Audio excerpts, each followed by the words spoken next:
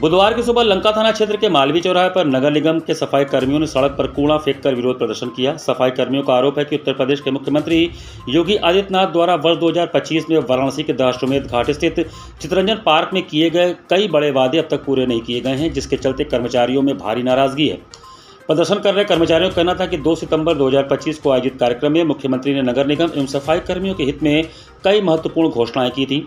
इस दौरान आश्वासन दिया गया था कि नवंबर 2025 तक सभी कर्मचारियों को बोनस दिया जाएगा तथा अप्रैल 2026 के बाद कर्मचारियों के बैंक खातों में सीधे 18,000 से 20,000 रुपये तक वेतन ट्रांसफर किया जाएगा। कर्मचारियों का आरोप है कि अभी तक न तो बोनस मिला और न ही वेतन वृद्धि संबंधी कोई व्यवस्था लागू की गई। सफाई कर्मियों ने कहा कि सरकार द्वारा बार बार आश्वासन तो दिया जाता है, लेकिन जमीनी स्तर पर किसी प्रकार की सुविधा नहीं मिल रही है। कर्मचारियों का कहना है कि वे वर्षों से कठिन परिस्थितियों में कार्य कर रहे हैं, लेकिन उनकी समस्याओं पर गंभीरता से ध्यान नहीं दिया जा रहा।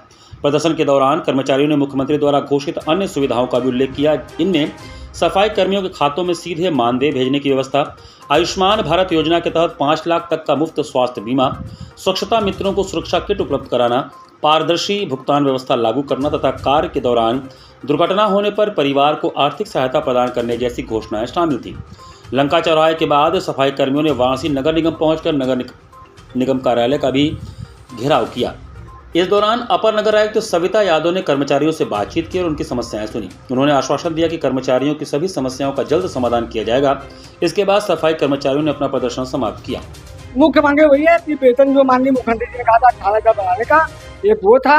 एक इनका ये था कि जो क्षेत्रीय सफाई निरीक्षक है वो जो शासना आदेश के विपरीत जो काम लेते हैं कैपिटल बिल का, ये भी मानव जीवन है, ये मनुष्य है, इनको इस हिसाब से काम लिया जाए।